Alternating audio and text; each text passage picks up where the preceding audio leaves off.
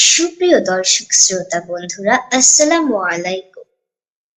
আপনারা সবাই কেমন আছেন? দেশে কিংবা প্রবাসে, কাছে কিংবা দূরে, যে যেখান থেকে আজকের অনুষ্ঠানটি দেখছেন, সকলকে জানাচ্ছি বাংলা নববর্ষের শুভেচ্ছা। শুভ নববর্ষ। আমন্ত্রণ জানাচ্ছি ইসলামী ব্যাংক বাংলাদেশ পিএলসি নিবেদিত কিডস ক্রিয়েশন টিভির শিশুদের প্রশ্নোত্তরমূলক লাইভ অনুষ্ঠান মাথায় কত প্রশ্ন আসে দেখার জন্য। প্রিয় দর্শক, আজকের লাইভে শিশুদের প্রশ্নের উত্তর দেওয়ার জন্য উপস্থিত আছেন ঢাকা মতিঝিল মিসবাহুল উলুম কামিল মাদ্রাসা এর সম্মানিত প্রধান মুহাদ্দিস শাইখ ডক্টর মাহমুদুল হাসান। আসসালামু আলাইকুম স্যার। ওয়ালাইকুম আসসালাম ওয়া রাহমাতুল্লাহি ওয়া বারাকাতুহু। আপনি কেমন আছেন? আলহামদুলিল্লাহ, আমি ভালো আছি। তুমি কেমন আছো এবং সবাই তোমরা কেমন আছো? আলহামদুলিল্লাহ, আমরা সবাইও আল্লাহর অশেষ নিয়ামতে ভালো আছি। আলহামদুলিল্লাহ। ক্রিয়েশন টিভি আজকের এই অনুষ্ঠানে আপনাকে স্বাগত। শুকরান।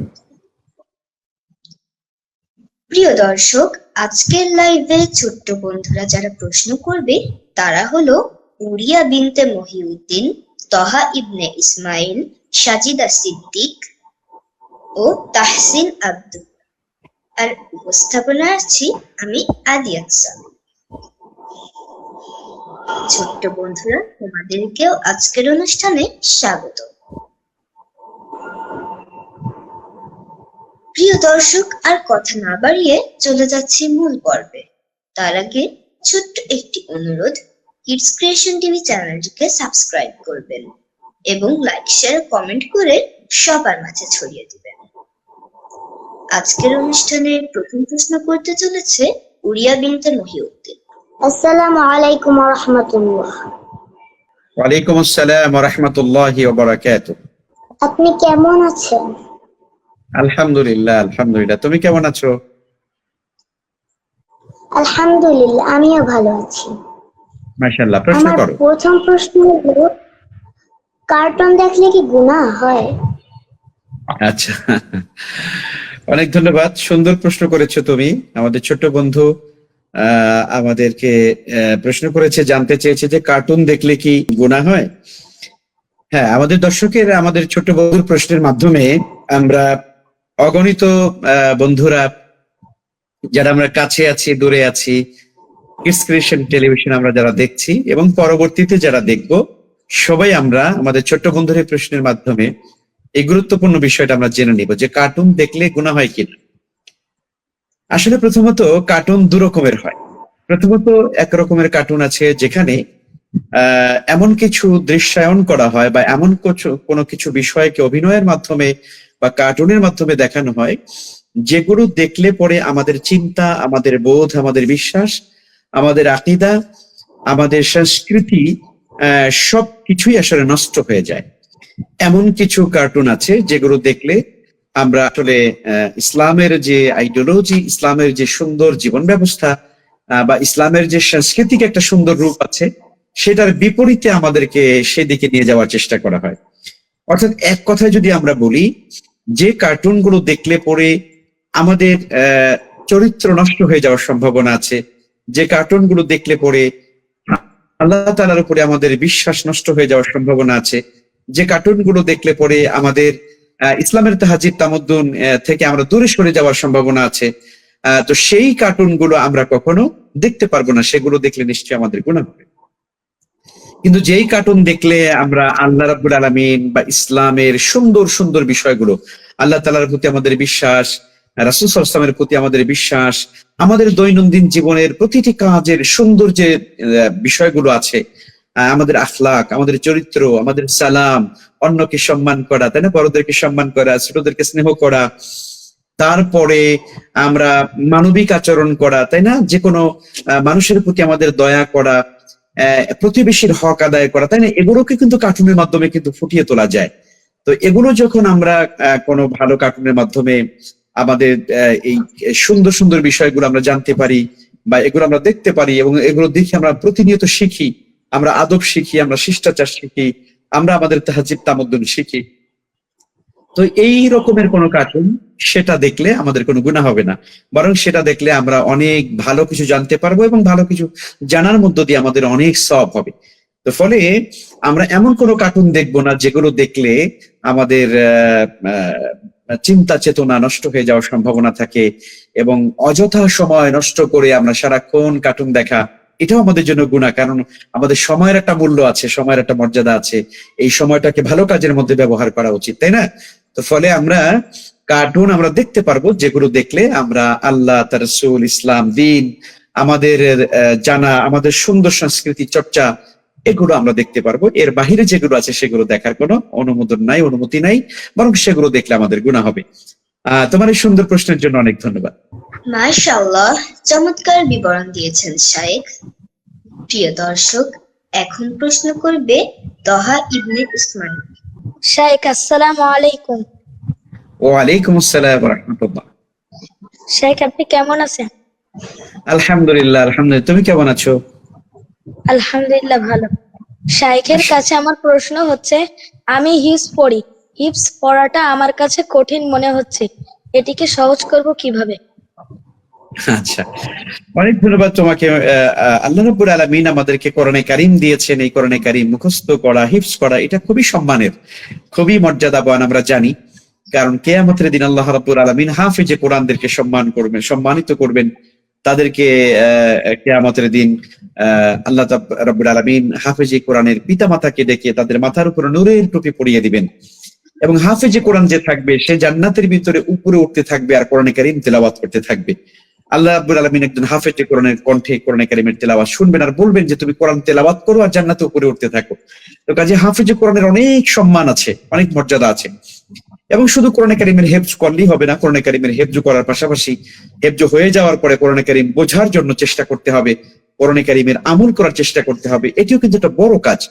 আমরা শুধুমাত্র হাফেজ হব না, বরং কোরআনে কারীম হেফজ করার পরে অবশ্যই আল্লাহর কোরআনে কারীম এটি আমরা বোঝার চেষ্টা করব, আমল করার চেষ্টা করব, কোরআনের দাওয়াতের উপরে নিজেকে তৈরি করার চেষ্টা করব, এবং মানব জাতিকে কোরআনে কারীমের দাওয়াতের দিকে আমরা ডাকার চেষ্টা করব, আহ্বান করব। এখন তোমার যে সুন্দর প্রশ্নটি তুমি করেছো যে এটি তোমার কাছে খুব কষ্ট হয়, তো কষ্ট হলে তুমি কি করবে? হ্যাঁ, কোরআনে কারীম তো আসলে আল্লাহর কালাম, এটি তো ওহী, এটি মুখস্থ হতে চায় না বা হলে আবার থাকতে চায় না। রাসূল সাল্লাল্লাহু আলাইহি ওয়াসাল্লাম বলেছেন কোরআনে কারীম হলো একটা বাধাহীন উটের মতো। কোন উট যদি তুমি বেঁধে না রাখো তাহলে উট কিন্তু দাঁড়িয়ে থাকে না, উট হাঁটতেই থাকে, চলতে থাকে, সে চলতেই থাকে। তো এই জন্য কোরআনে কারীমকে যদি কেউ শক্ত করে মজবুত করে যদি সে তার সিনার ভিতরে, বক্ষের ভিতরে এটাকে মুখস্থ করতে না পারে, তাহলে এইটা আসলে থাকে না বেশি দিন, সে চলে যায়, ওই সারা উটের মতো চলে যায়। এই জন্য কোরআনে কারীমকে ভালো করে মুখস্থ করতে হয়, ইয়াদ করতে হয়, বারবার এটাকে তাকরার করে করে রিপিট করে করে আমাদেরকে মুখস্থ করতে হয়। এখন তুমি বলেছো যে এটা মুখস্থ করতে কষ্ট হচ্ছে, হ্যাঁ কিছু কষ্ট হবেই, তারপরে আবার চেষ্টা করতে হবে, বারবার চেষ্টা করতে হবে, তাই না? আর এটা মুখস্থ শক্তির জন্য আল্লাহ রাব্বুল আলামিনের কাছে দোয়া করতে হবে, আল্লাহ তুমি আমার হেফজের শক্তি বাড়িয়ে দাও। এই জন্য কোরআনে কারীমের মধ্যে আল্লাহ রাব্বুল আলামিন আমাদেরকে ইলম বৃদ্ধি করবার জন্য দোয়া শিখিয়েছেন। আল্লাহ বলছেন রব্বি জিদনি ইলমা, রব্বি জিদনি ইলমা, রব্বি জিদনি ইলমা, হে আল্লাহ তুমি আমার ইলমকে বাড়িয়ে দাও, হে আল্লাহ তুমি আমার ইলমকে বাড়িয়ে দাও। তো আশা করি তুমি যদি এই দোয়াটি বেশি বেশি করো, আল্লাহ তোমার হেফজ শক্তি বাড়িয়ে দিবেন, কষ্ট কম হবে। আর অধিক পরিমাণে দরুদ শরীফ পড়তে হবে। হ্যাঁ, কোরআনে কারীম তেলাওয়াতের আগে পরে বিভিন্ন সময় যখনই সুযোগ হয় একটু দরুদ শরীফ বেশি পড়লে আল্লাহ রাব্বুল আলামিন তোমার উপর রহমত করবেন এবং তোমাকে দয়া করবেন এটি মুখস্থ রাখবার জন্য।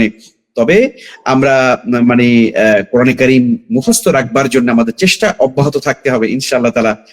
আশা করি রব্বুল আলামিন চেষ্টা করলে আল্লাহ রাব্বুল আলামিন সহজ করে দিবেন ইনশাআল্লাহ। তোমার জন্য আমরা দোয়া করি, আমাদের যত দর্শকরা এখানে দেখছেন আল্লাহ যেন তোমার হিফজকে সহজ করে দেন এবং খুব দ্রুত তুমি যেন হাফেজে কোরআন হতে পারো, এবং হাফেজ হওয়ার পরে যেন আল্লাহ রাব্বুল আলামিন এই কোরআনে কারীম তোমার বুকের ভিতরে আল্লাহ যেন তোমার মৃত্যু পর্যন্ত, যেন তোমার জীবনের শেষ পর্যন্ত আল্লাহ যেন কোরআনে কারীমটাকে ইয়াদ রাখবার তৌফিক দান করেন।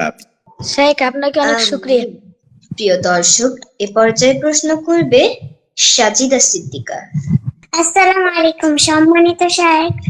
অনেক সময় অনেক ক্ষেত্রে আমরা 4 ভাই বোন, অনেক ক্ষেত্রে কলম না থাকে, তখন কি বোনদের কাছ থেকে নেওয়া যাবে? সুন্দর প্রশ্ন করেছে সাজিদা। সাজিদাকে অনেক ধন্যবাদ। সাজিদা বলেছে যে এক পরিবারের ভিতরে ভাই বোন যদি বেশি থাকে তাহলে হয়তো একজনের কলম নেই, সে আরেকজনের কাছ থেকে কলম নিতে পারবে কিনা। হ্যাঁ, নিতে পারবে, কোনো অসুবিধা নেই, নিতে পারবে। তবে যার কাছে নেই বরং তাকে সবাই মিলে সহযোগিতা করা উচিত, তাই না?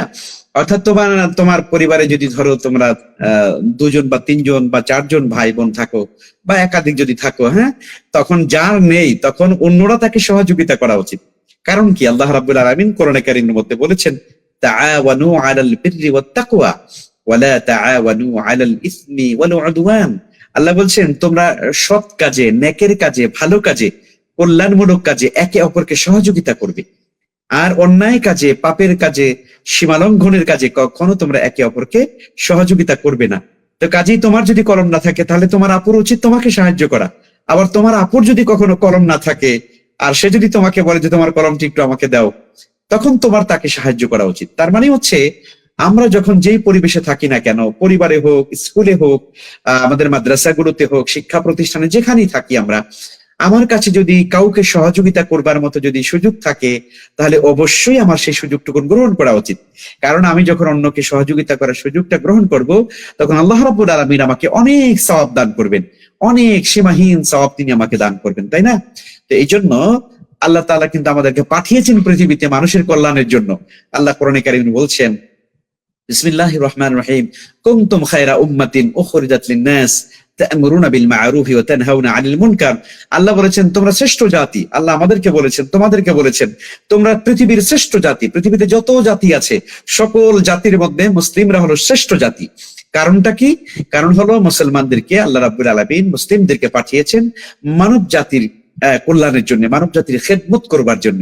তো ফলে অবশ্যই তোমার আমার, আমাদের সবার চেষ্টা থাকা উচিত আমাদের চারপাশে, আমাদের পরিবারে, তাই না? আমরা কখনো ঝগড়া করব না যে একটি কলম মনে করো আছে, এখন এই কলমটি সবাই নেওয়ার জন্য যদি প্রতিযোগিতা আমরা করি, বলে না ঠিক আছে আমি পরে নেবো, তুমি এখন নিয়ে লেখো। তো এভাবে করে আমরা সহযোগিতা করব, এতে করে আমি সওয়াব পাবো ইনশাআল্লাহ। আল্লাহ তৌফিক দান করুন আমাদের সবাইকে। ধন্যবাদ শাইখকে। প্রিয় দর্শক, এখন প্রশ্ন শুকরান। করবে তাহসিন আব্দুল্লাহ। আসসালামু আলাইকুম শায়েখ, আপনি কেমন ওয়ালাইকুম আছেন? আসসালাম। ওয়ালাইকুম আসসালাম ওয়া রাহমাতুল্লাহ। আব্দুল্লাহ, আলহামদুলিল্লাহ ভালো আছি, তুমি কেমন আছো? আলহামদুলিল্লাহ ভালো আছি। সম্মানিত শায়েখ, আমার প্রশ্ন হলো, যদি আমরা ছোটবেলা থেকেই ভালো মানুষ হতে চাই তাহলে কোন 3টি অভ্যাস আমাদের জন্য সবচেয়ে গুরুত্বপূর্ণ? আচ্ছা, মাশাআল্লাহ, অনেক অনেক ধন্যবাদ। খুব সুন্দর প্রশ্ন করেছে যে আমরা যদি ভালো মানুষ হতে চাই তাহলে আমাদেরকে কোন 3টি অভ্যাস আমাদেরকে সব সময় আমাদের ভিতরে থাকা লাগবে, আমাদের থাকতেই হবে, যেগুলো না থাকলে আমরা ভালো মানুষ হতে পারবো না।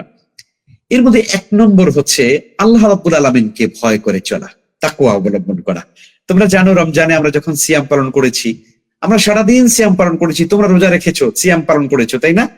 সারাদিন সিয়াম পালন করেছো, কিন্তু কেউ যদি তোমাকে বলতো দুপুর বেলা এসে অথবা শেষ বিকেলে যে তোমাকে আমি একটা আপেল দিলাম, তুমি এই আপেলটি খেয়ে নাও, তুমি রোজাটা ভেঙে ফেলো, তুমি রোজাটা ভেঙে ফেলো, তোমাকে আপেল দিলাম, তুমি এটা খেয়ে রোজাটা ভেঙে ফেলো, তুমি যদি রোজাটা ভেঙে ফেলো তাহলে তোমাকে আমি 1 লক্ষ টাকা দিব। আচ্ছা বলো তো, পৃথিবীতে কোনো ইমানদার কোনো মুসলিমকে যদি কেউ এরকম টাকা অফার করে আর সে যদি বলে যে তোমাকে আমি টাকা দিব, তুমি রোজাটা ভেঙে ফেলো, তাহলে কেউ রোজা ভাঙবে? কেউ ভাঙবে না, কেউ ভাঙবে না। তার মানে হচ্ছে আমরা আল্লাহকে ভয় করি। আল্লাহ রাব্বুল আলামিন বলেছেন আমাদেরকে দিনের বেলায় পানাহার করা যাবে না রমজান মাসে।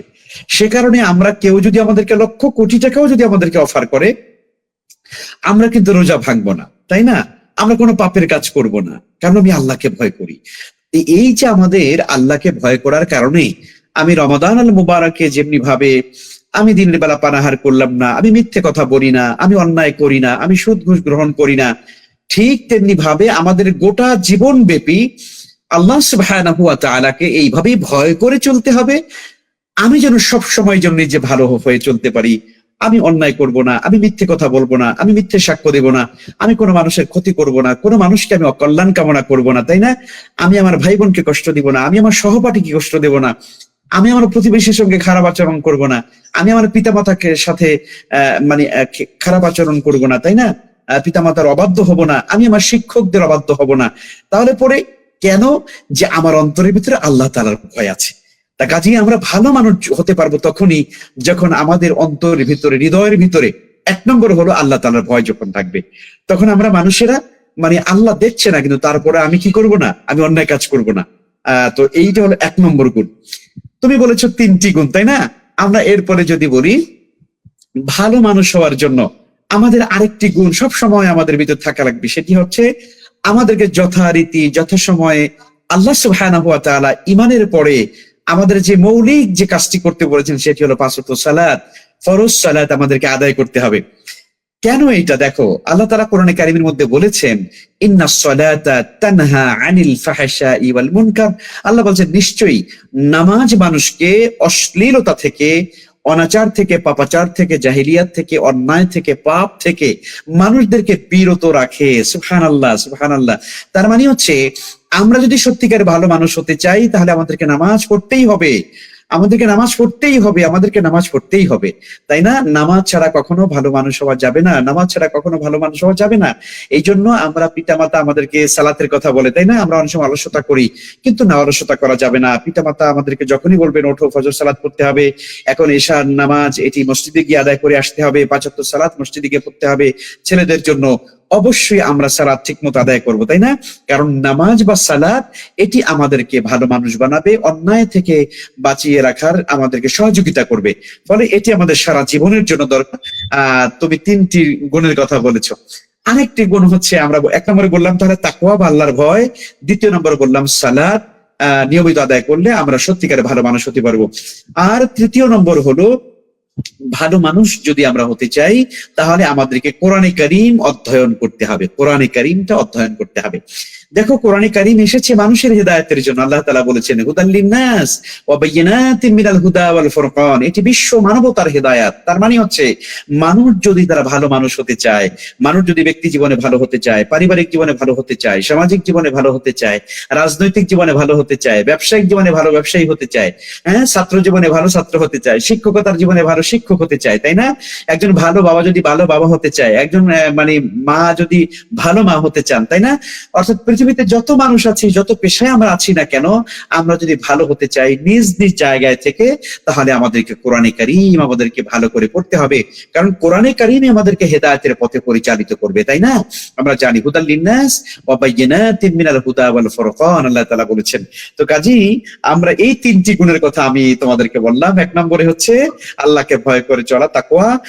2য় নম্বরে হচ্ছে সালাত 5 ওয়াক্ত যথারীতি আদায় করা, এবং 3 নম্বরে হলো আল্লাহ রাব্বুল আলামিন যে কোরআনে কারীম দিয়েছেন সেই কোরআনটা আমাদের জীবনে নিয়মিত এটাকে তেলাওয়াত করা, নিয়মিত এটা বোঝার চেষ্টা করা, নিয়মিত কোরআনে কারীমের উপর আমল করার চেষ্টা করা। আল্লাহ তাআলা আমাদের সবাইকে তৌফিক দান করুন। জাযাকাল্লাহু খায়রান শাইখ। বারাকাল্লাহ ফিক, মাশাআল্লাহ। প্রিয় দর্শক, চলুন একটু বিরতি নিয়ে নিই।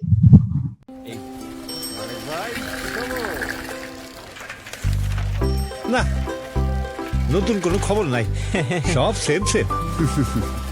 এই যে শুধু নতুন না, গরম খবর, এম ক্যাশ। এখন এম ক্যাশে সবচেয়ে কম ক্যাশ আউট চার্জ। হাজারে মাত্র 13 টাকা 90 পয়সা। বলো কি, মাত্র 13 টাকা 90 পয়সা? জি, প্রতিদিনের লেনদেনে এম ক্যাশ। M cash. প্রিয় দর্শক, বিরতি শেষে আবার ফিরে এলাম আমরা। আবার চলে যাচ্ছি ছোট্ট বন্ধুদের কাছে তাদের দ্বিতীয় প্রশ্নগুলো শোনার জন্য। এখন প্রশ্ন করবে উরিয়া বিনতে মহিউদ্দিন। আসসালামু আলাইকুম। আমার দ্বিতীয় প্রশ্ন হচ্ছে, প্রতিদিন কি কি ভালো কাজ করা উচিত? আচ্ছা, মাশাআল্লাহ, অনেক সুন্দর প্রশ্ন করেছো। তোমার এই প্রশ্নের জন্য অনেক ধন্যবাদ। মাশাআল্লাহ, প্রতিদিন আমাদের কি কি ভালো কাজ করা উচিত? প্রতিদিন আমাদের অবশ্যই সালাত আদায় করা উচিত, যেটা আমরা একটু আগে বললাম। সুন্দর একটি প্রশ্ন করেছিল আমাদের বন্ধু আব্দুল্লাহ। প্রতিদিন আমাদের কাজের মধ্যে এটা একটা গুরুত্বপূর্ণ কাজ, আমাদেরকে অবশ্যই সালাত আদায় করতে হবে। প্রতিদিন আমাদেরকে কিছু না কিছু কোরআনে কারীম তেলাওয়াত করতে হবে, তাই না? প্রতিদিন আমাদেরকে 3 নম্বরে হাদিস থেকে কিছু হাদিস আমাদেরকে পাঠ করতে হবে। প্রতিদিন আমাদেরকে ইসলামী সাহিত্য থেকে কিছু না কিছু সাহিত্য আমাদেরকে অধ্যয়ন করতে হবে। প্রতিদিন আমাদেরকে আমাদের পাঠ্যপুস্তকের যে লেখাপড়াটা আছে এটা আমাদেরকে যথারীতি করতে হবে। প্রতিদিন আমাদেরকে একটু সাংস্কৃতিক চর্চা আমরা যারা যেভাবেই করি না কেন সেরকম কিছু চর্চা আমাদেরকে করতে হবে। প্রতিদিন আমাদেরকে অবশ্যই আমাদের শরীর চর্চাটা করতে হবে, তাই না? ব্যায়াম, শরীর চর্চা এগুলো না করলে মেধা, মন এগুলো আমাদের ঠিক থাকে না। প্রতিদিন অবশ্যই যথাসময়ে সঠিক সময়ে আমাদেরকে নিদ্রা যেতে হবে, ঘুমাতে হবে, তাই না? আমরা যদি প্রতিদিন ঠিক মতো যদি ঘুম না যাই তাহলে আমি সুস্থ থাকতে পারবো না। প্রতিদিন আমাকে পর্যাপ্ত পরিমাণে আমাদেরকে খাবার, সুস্বাদু খাবার এবং স্বাস্থ্যকর খাবার, আমাদেরকে শুধু সুস্বাদু নয় স্বাস্থ্যকর খাবার আমাদেরকে গ্রহণ করতে হবে, কারণ এই খাদ্য খাবার গ্রহণ করার উপরে আমার সুস্থতা নির্ভর করে, তাই না? প্রতিদিন আমাদের বন্ধুদের সঙ্গে আমরা কিছু খেলাধুলা করব, এটাও কিন্তু আমার দৈনন্দিন একটা কাজ। আমি অনেকগুলো বলে ফেলেছি আলহামদুলিল্লাহ।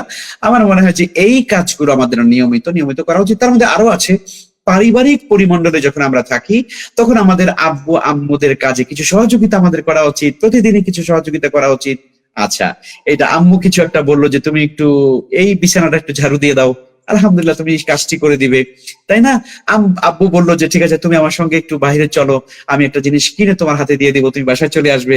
এই কাজটা আমাদের করা উচিত, তাই না? আমরা আমাদের আব্বু আম্মুদের কাজে আমাদেরকে আমাদের সাধ্য মোতাবেক, তোমরা যেহেতু ছোট তোমাদের তো অনেক কাজ করা সম্ভব না, কিন্তু যতটুকু তোমাদের মানে তোমাদের অ্যাবিলিটি আছে বা তোমাদের পক্ষে সম্ভব তোমরা সেই কাজগুলো করবার চেষ্টা করবে, পিতামাতার কাজে সহযোগিতা করবে, তাই না?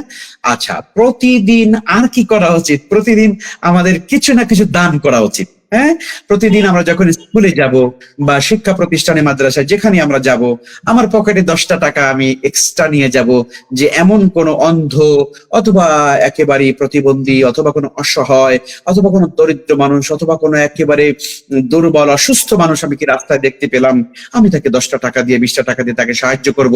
তাহলে প্রতিদিন আমরা কিন্তু এই সাহায্য বা দান করার দ্বারা কিন্তু আমি অনেক সওয়াব পেতে পারি। তাহলে আমরা এই কাজগুলো ইনশাআল্লাহ কম বেশি প্রতিনিয়ত আমরা করার চেষ্টা করব। আশা করা যায় এই কাজগুলো আমরা করলে আল্লাহ রাব্বুল আলামিন আমাদেরকে প্রতিদিন আমাদেরকে সওয়াব দিবেন, এবং এই সওয়াব বাড়তে বাড়তে ইনশাআল্লাহ তাআলা অনেক বড় আমলনামা, আমার নেকের পাল্লা আমার ভারী হয়ে যাবে ইনশাআল্লাহ। আল্লাহ আমাদের সবাইকে সে করার তৌফিক দান করুন, আমিন। আমিন। ধন্যবাদ শাইখকে। প্রিয় দর্শক, এ পর্যায়ে প্রশ্ন করবে তহা ইবনে ইসমাইল। আসসালামু আলাইকুম। ওয়ালাইকুম আসসালাম। তহা, আপনি প্রশ্ন করুন। জি, শাইখের কাছে আমার দ্বিতীয় প্রশ্ন হচ্ছে, কোরআন পড়ার সময় মনোযোগ বাড়াবো কিভাবে? আচ্ছা, মাশাআল্লাহ। তোহা ইবনে ইসমাইলের প্রশ্ন হলো যে কোরআন কারীম তেলাওয়াতের সময় আমাদের মনোযোগ বাড়াবো কিভাবে। প্রথমত এটি আমাদেরকে খেয়াল করতে হবে, কোরআনে কারীমের যে আয়াতগুলো আছে, কোরআনে কারীমের যে বক্তব্যগুলো আছে, আচ্ছা তোমরা বলো তো কোরআনে কারীমের এই বক্তব্যগুলো বা আয়াতগুলো এগুলো কার বাণী? আল্লাহ সুবহানাহু ওয়া তাআলার বাণী, তাই না? আল্লাহর বাণী, কালামুল্লাহ, এটা আল্লাহর কালাম। তাহলে একটা বিষয় চিন্তা করে দেখো তো, মানে আমি যখন কোরআন পড়ছি তার মানে আমি আল্লাহর কথা পড়ছি, সুবহানাল্লাহ, আমি আল্লাহর বাণীগুলো পড়ছি। আমি যখন পড়ছি আলহামদুলিল্লাহি রাব্বিল আলামিন আর রহমানির রহিম মালিকি ইয়াউমিদ্দিন, আমি যখন এই সূরা ফাতিহা পড়ছি তার মানে এটি পৃথিবীর কোনো মানুষের কোনো বাণী না, এটি পৃথিবীর কোন মানুষের বক্তব্য না, আল্লাহ সুবহানাহু ওয়া তাআলার বক্তব্য।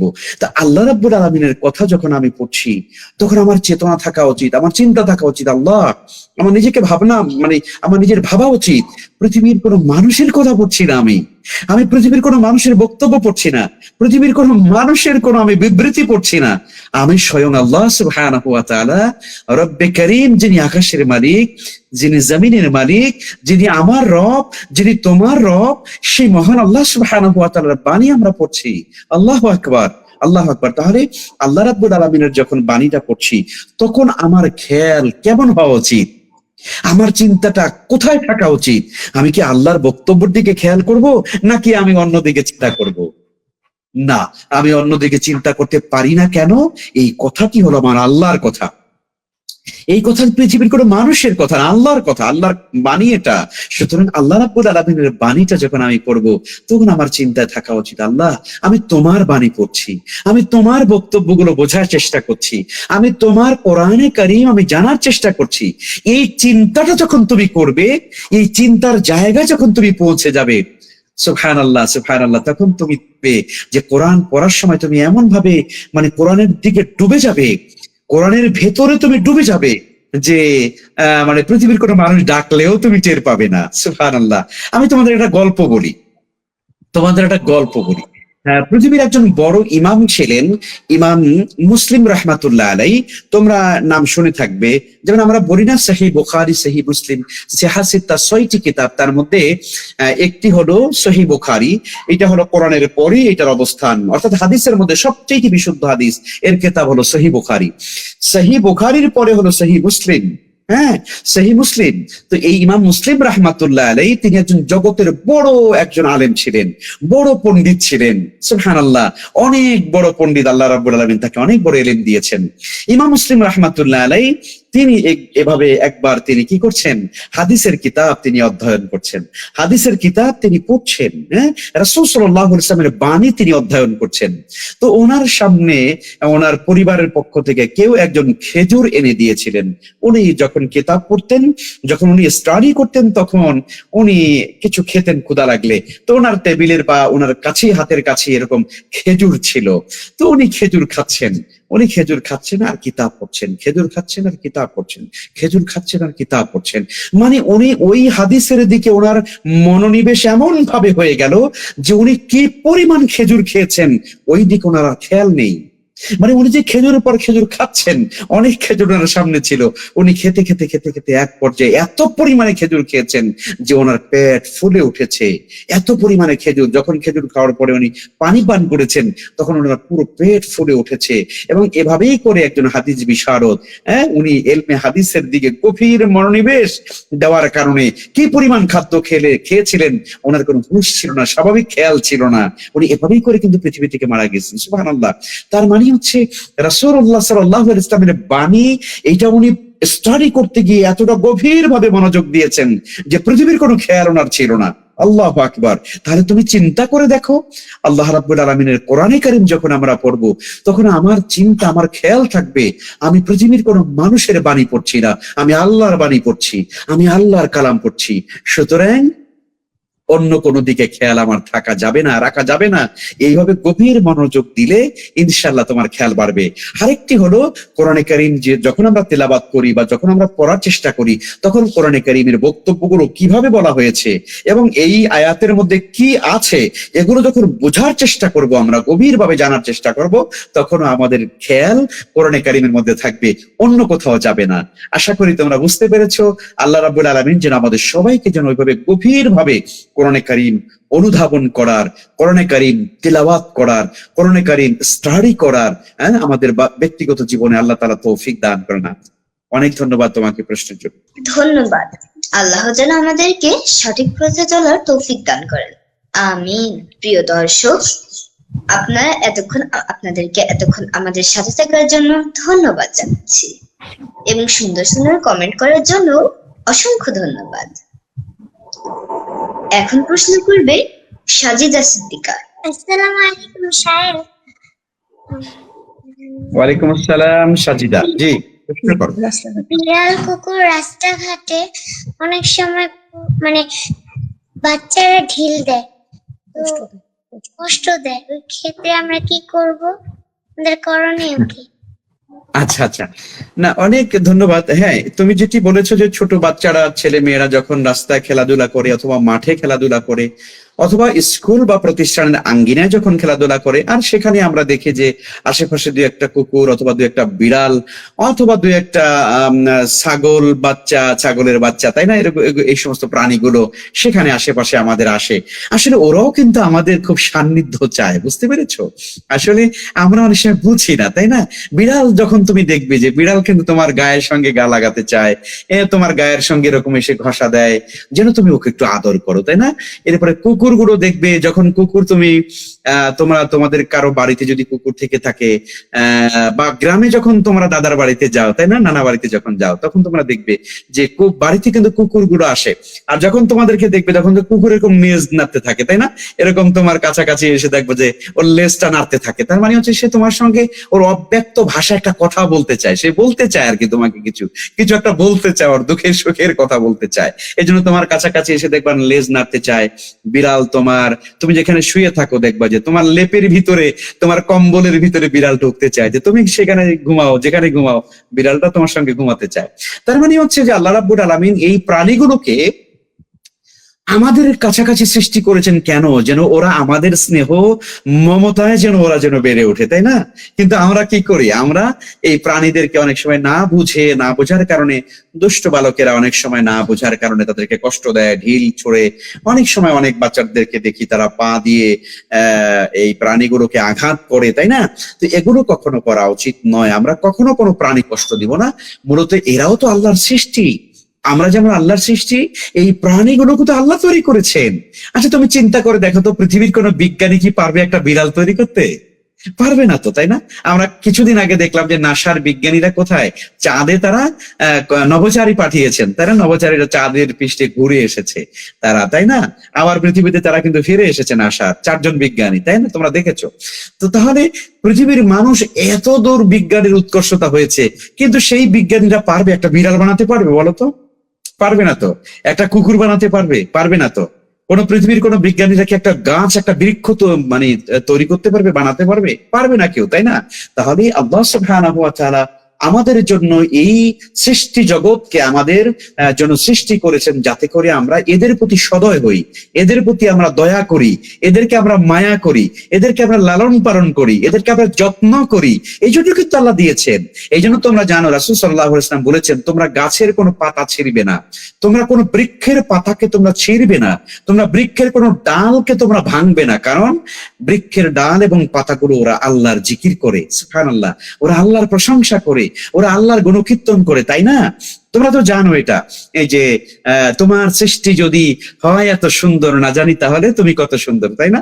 এই যে গাছ বৃক্ষ এগুলো এত সুন্দর, আল্লাহ রাব্বুল আলামিন না জানি কত সুন্দর, সুবহানাল্লাহ। সেই ঐতিহাসিক গানটিও আমরা জানি। তাহলে এখন কথা হচ্ছে যে এই প্রাণীগুলোকে আমরা কষ্ট দিব না। এখন তুমি বলেছো, সাজিদা বলেছে যে এই প্রাণীগুলোকে যদি কোনো বাচ্চারা কষ্ট দেয় তাহলে আমরা কি করব? আমরা ওই বাচ্চাদেরকে বুঝাবো, দেখো এটাকে আঘাত করতে হয় না। ওরা আঘাত করলে ওরা কোথায় থাকবে, কোথায় যাবে, কার কাছে যাবে? এই প্রাণীগুলোকে আঘাত করা গুনাহ, এইগুলো আল্লাহর সৃষ্টি। অতএব এগুলোকে আমাদের আদর করা উচিত, যত্ন করা উচিত, ওদেরকে খাবার দেওয়া উচিত। ওদেরকে এভাবে আঘাত করা উচিত না, ওদেরকে ঢিল ছোড়া উচিত না। এভাবে করে আমরা বুঝাবো, আমরা বোঝানোর চেষ্টা করব এবং অন্যদেরকে বিরত রাখার চেষ্টা করব, এবং আমরা নিজেরাও বিরত থাকবো। আমরা যেন কখনো এই কাজ না করি, কেমন? আল্লাহ রাব্বুল আলামিন আমাদের সবাইকে বুঝে এগুলো আমল করার তৌফিক দান করুন। আমিন। শাইখ, আপনার মাধ্যমে আমরা অনেক বুঝিয়ে প্রশ্নে উত্তর পেয়ে গেলাম। সেজন্য আপনাকে অসংখ্য ধন্যবাদ। মাশাআল্লাহ। প্রিয় দর্শক, এখন প্রশ্ন করবে তাহসিন আব্দুল্লাহ।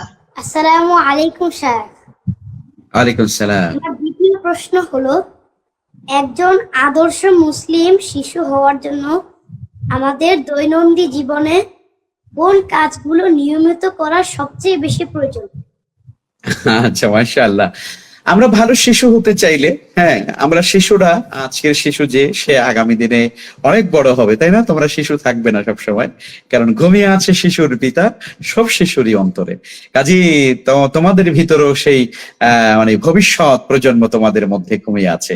তোমরা আজকে শিশু, কিন্তু একদিন তোমরা শিশু থাকবে না, একদিন তোমরা বড় হবে, অনেক বড় হবে। তোমরা হবে কবি, তোমরা হবে সাহিত্যিক, তোমরা হবে বিজ্ঞানী, তোমরা হবে লেখক, তোমরা হবে ডাক্তার, তোমরা হবে ইঞ্জিনিয়ার, তোমরা হবে পৃথিবীর অনেক বড় বড় খ্যাতিমান মানুষ, তাই না? তোমরা হবে অধ্যাপক, তোমরা হবে ভালো স্কলার, তোমরা হবে দ্বীনের দায়ী, তোমরা হবে আলিম, তাই না? আল্লাহ তাআলা তোমাদেরকে তৌফিক দেন। তো এখন তুমি বলেছো যে আমরা যদি ভালো শিশু হতে চাই, ভালো শিশু হওয়ার জন্য আমাদের ভিতরে যে বৈশিষ্ট্যগুলো আছে সেগুলো আনতে হবে। রাসূলুল্লাহ সাল্লাল্লাহু আলাইহি ওয়াসাল্লাম শিশুদের ব্যাপারে তিনি আমাদেরকে বলেছেন যে শিশুরা যেন কি করে? শিশুরা যেন বড়দেরকে যেন সম্মান করে, তাই না? রাসূল সাল্লাল্লাহু আলাইহি ওয়াসাল্লাম বলেছেন, মান লাম ইয়ারহাম সাগীরানা ওয়া লাম ইউআক্কির কাবীরানা ফালাইসা মিন্না। আমাদের মধ্যে যারা বড়দেরকে সম্মান করে না, ছোটদেরকে স্নেহ করে না, তারা আমার উম্মতের অন্তর্ভুক্ত নয়। কাজেই আমরা যারা ছোট আছি, যারা শিশু আছি, আমাদের কর্তব্য হলো বড়দেরকে কি করা, বড়দেরকে রেসপেক্ট করা, সম্মান করা, তাদেরকে দেখলে সালাম দেওয়া, তাদের সামনে বিনয়ের সঙ্গে থাকা, তাই না? বড়দের সামনে উঁচু গলায় কথা না বলা, বড়দের সামনে আমরা চিৎকার চেঁচামেচি না করা, তাই না? বড়দের প্রতি সমীহ করা, বড়রা যদি কোনো কথা বলে সেটা মেনে চলা। একজন ভালো শিশু হতে চাইলে আমরা কি করব? পিতামাতা যা বলবেন সেটা আমাদেরকে মেনে চলতে হবে। ভালো শিশু হতে চাইলে আমাদের টিচাররা যা বলবেন আমাদেরকে ক্লাসে, সেগুলো আমাদেরকে মেনে চলতে হবে, তাই না? আমাদের বাবা মা যা বলবেন সেটা আমাদেরকে মেনে চলতে হবে। আমাদের সহপাঠীদের সঙ্গে আমরা কখনো ঝগড়া করতে পারবো না, তাহলে ভালো শিশু হওয়া যাবে না। সহপাঠীদের সঙ্গে আমরা কি বন্ধুত্ব সুলভ আচরণ করব। তারপরে তোমরা যে প্রতিদিন স্কুলে যাও, সেখানে কিছু টিফিন নিয়ে যাও, তোমার সহপাঠী বন্ধু যে কাছে আছে তাকে তুমি কিছু টিফিন শেয়ার করতে পারো, তাই না? তোমার কাছ থেকে তাকে কিছু দিতে পারো, তাই না? তার মানে অন্যদেরকে সহযোগিতা করা, অন্যদেরকে সাহায্য করা। আচ্ছা, কখনো কটু কথা না বলা, কখনো মিথ্যে কথা না বলা, কখনো মানে মুখ দিয়ে কখনো অশ্লীল শব্দ ব্যবহার না করা, এই হাত দিয়ে কখনো অন্য কাউকে আঘাত না করা, তাই না? তাহলে পরে আমরা কিন্তু ভালো মানুষ হতে পারবো, ভালো শিশু হতে পারবো।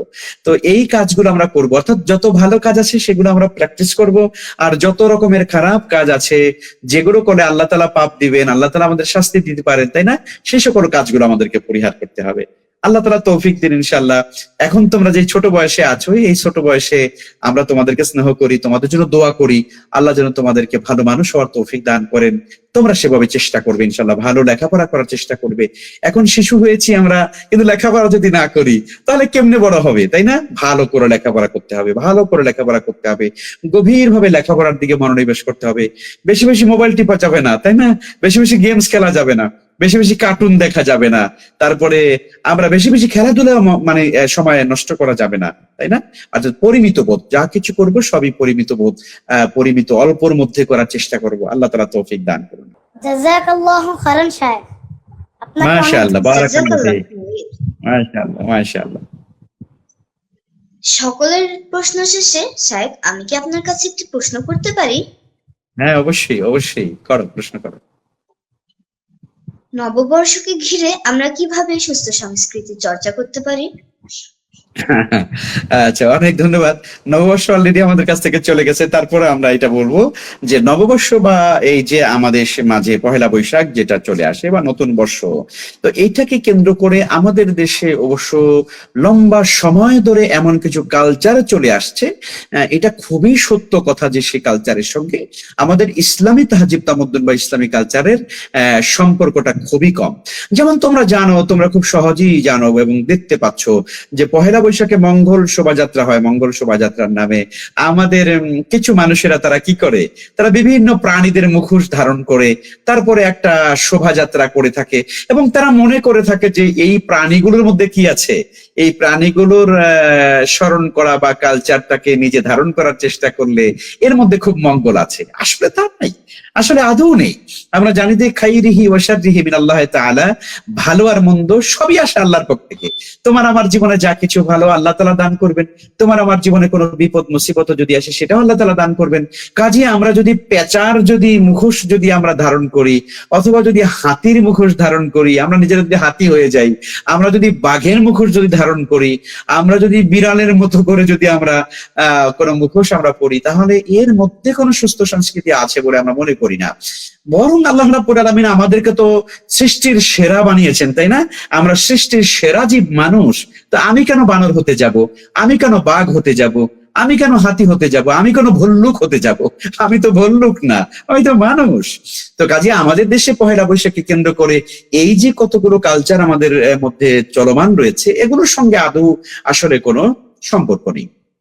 তবে হ্যাঁ, যে প্রতিটা বছরে বাংলা বছর যখন আমাদের বাংলা সন যখন আমাদের সামনে পহেলা বৈশাখ যখন আসে, তখন আমাদের দেশের তোমরা জানো যে দেশের গ্রামের যারা কৃষক থাকে, তাই না, তারা ফসল ফলান, তারা বিভিন্ন ফসল তারা বুনেন বা এগুলো চাষাবাদ করেন। তো এই চাষাবাদ বা ফল ফসলের একটা মানে হিসাব নিকাশ করবার জন্য তারা কিন্তু এই পহেলা বৈশাখটাকে তারা কি করে বাছাই করে নেয়, এবং সেখানে তারা একটা হালখাতা করে, তাই না, ব্যবসায়ীরা একটা হালখাতা করে সারা বছর কি ব্যবসা বাণিজ্য করলো তার একটা কিন্তু হিসাব নিকাশ তারা পহেলা বৈশাখে তারা করে থাকে।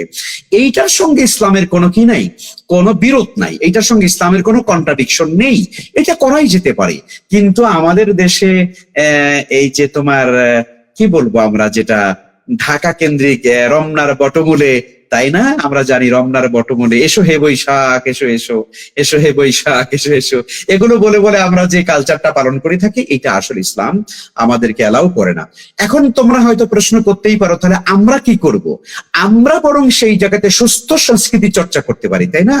আমরা আমাদের বাঙালিদের যে মানে চর্চা, আমাদের যে দেশের গান তানিয়া, তাই না, ভাটিয়ালি, ভাওয়াইয়া, দেশত্ববোধক গান, ইসলামী সঙ্গীত চর্চা করা, তাই না, এই যে মানে শালীন ভাবে, তাই না, শালীনতার সঙ্গে আমরা যে সংস্কৃতি চর্চা করতে পারি, এটার কিন্তু সুযোগ কিন্তু ইসলামে আছে।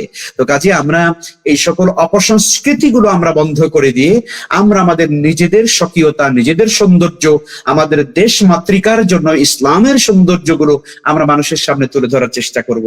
এতে করে আমাদের ইনশাআল্লাহ তাআলা আমরা নিজেরাও ভালো মানুষ হতে পারবো এবং দেশটাকে আমরা একটা কল্যাণের দিকে এগিয়ে নিয়ে যেতে পারবো ইনশাআল্লাহ। আল্লাহ আমাদের সবাইকে সেই তৌফিক দান করুন। আমিন। ধন্যবাদ শাইখ। আমাদের অনুষ্ঠানের নির্ধারিত সময় শেষ হয়ে গেছে। অনুষ্ঠানটি কি আমরা শেষ করতে পারি? ইনশাআল্লাহ ইনশাআল্লাহ ইনশাআল্লাহ, শেষ করে দাও। আপনি যদি দর্শকদের উদ্দেশ্যে কিছু বলতেন। আচ্ছা, অনেক ধন্যবাদ। আমাদের আজকের কিডস ক্রিয়েশনের এই চমৎকার আয়োজন এবং আমাদের বন্ধুদের অসাধারণ প্রশ্ন এবং আমাদের মানে প্রিয় সঞ্চালক খুবই অসাধারণ ভাবে সেই অনুষ্ঠান সঞ্চালনা করেছে, তাকে সহ আমাদের পার্টিসিপেন্ট যারা এখানে আমাদের বাবারা এবং মামনিরা এখানে যারা জয়েন করেছে, আমি তাদেরকে অনেক অনেক দোয়া করছি আমার হৃদয় থেকে। এবং যারা আমাদের ছোট মামনিরা, বাবারা, যারা আমাদের বন্ধুরা যারা দূর থেকে যারা আমাদের সঙ্গে জয়েন করেছে, এবং আরো যারা আমাদের দর্শকরা, অভিভাবকরা আমাদের অনুষ্ঠান যারা দেখেছেন, সবার প্রতি আমাদের একটি কথা, আমরা আমাদের সন্তানদেরকে অবশ্যই তাদেরকে ভালো মানুষ বানাবার জন্য চেষ্টা করব। অবশ্যই আমরা তাদেরকে নীতি নৈতিকতা শিক্ষা দেওয়ার চেষ্টা করব। অবশ্যই আমরা তাদেরকে আল্লাহর সঙ্গে পরিচিত করার চেষ্টা করব। আমাদের সন্তানরা আজকে বিজ্ঞান শিখবে, সায়েন্স শিখবে, আধুনিক টেকনোলজি শিখবে, কোনো অসুবিধা নেই। কিন্তু আমার সন্তানগুলো, আমার ছোট্ট মামনি, আমার ছোট্ট বাবা, আমাদের কলিজার টুকরার সন্তানগুলো, তারা আল্লাহকে চিনতে পারছে কিনা, তারা দ্বীনকে চিনতে পারছে কিনা, তারা কোরআনে কারিম পড়তে পারছে কিনা, তারা সালাত পাঁচ ওয়াক্ত ঠিক মতো পড়তে পারছে কিনা, এটি কিন্তু আমাদেরকে চিন্তা করতে হবে এবং এই প্র্যাকটিস তাদেরকে দিয়ে করাতে হবে, এই আদর্শ তাদের ভিতরে লালন পালন করতে হবে। সেই জন্য আমাদের সন্তানদেরকে আমরা ভালো মানুষ বানাতে চাই, আল্লাহমুখী বানাতে চাই। সেই জন্য আমাদের প্রত্যেকের পরিবারগুলো হতে হবে ইসলামী পরিবার, ইসলামের দুর্গ। আমাদের পারিবারিক জীবনের জন্য আমরা সবাই আল কোরআনের চর্চা করি, আমাদের পারিবারিক পরিমণ্ডলে যেন আমরা ইসলামী সংস্কৃতির চর্চা করি, আমাদের পারিবারিক পরিমণ্ডলে যেন আমরা সবাই পর্দা রক্ষা করে চলার চেষ্টা করি। তাহলে ইনশাআল্লাহ আমাদের ভবিষ্যৎ প্রজন্ম তারাও ইনশাআল্লাহ তাআলা ভালো মানুষ হবে এবং আমরা সকলেই আল্লাহ রাব্বুল আলামিনের পছন্দনীয় মানুষ হতে পারবো। আল্লাহ আমাদের সবাইকে সেই তৌফিক দান করুন, আমিন। তোমাদের সবাইকে শুকরিয়া জানাচ্ছি এবং আজকের অনুষ্ঠান শেষ করবার জন্য আমি অনুরোধ করছি। জি, ধন্যবাদ। দর্শক বন্ধুরা, আমাদের নির্ধারিত সময় শেষ হয়ে গেছে, সেজন্য আজকের মতন বিদায় নিতে হচ্ছে। এতক্ষণ আমাদের সাথে থাকার জন্য ধন্যবাদ। ধন্যবাদ সাহেবকে মূল্যবান সময়টুকু আমাদেরকে দেওয়ার জন্য। ধন্যবাদ ছোট্ট বন্ধুদেরকে সুন্দর সুন্দর প্রশ্ন করার জন্য। আসুন আমরা নিজেদের জীবনকে গড়ি কুরআন হাদিসের আলোকে এবং সুস্থ সংস্কৃতি ধারণ করি নিজেদের জীবনে। দোয়া করবেন যেন আমরা সুন্দর সুন্দর অনুষ্ঠানের মাধ্যমে আপনাদেরকে আনন্দ দিতে পারি। আল্লাহ আমাদের সবাইকে ভালো রাখুন, সুস্থ রাখুন। ইটস ক্রিয়েশনের সাথেই থাকুন। আসসালামু আলাইকুম ওয়া রাহমাতুল্লাহি ওয়া বারাকাতুহু।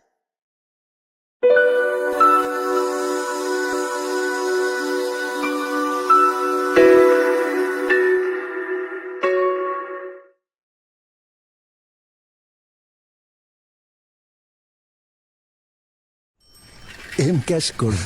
জি। কি খবর কামাল ভাই? ভালো। আপনি এখানে? ছেলে বিদেশ থেকে এম ক্যাশে টাকা পাঠাইছে। আমার ছেলেও তো পাঠায়, খরচ অনেক বেশি, তোলা অনেক ঝামেলা। কিসের ঝামেলা? ছেলেরে বলবেন সরাসরি এম ক্যাশে টাকা পাঠাইতে। এম ক্যাশে রেমিটেন্সের ক্যাশ আউট চার্জ প্রতি 1000-এ মাত্র 7 টাকা। রেমিটেন্স আসবে সরাসরি, তুলুন সহজে এম ক্যাশ।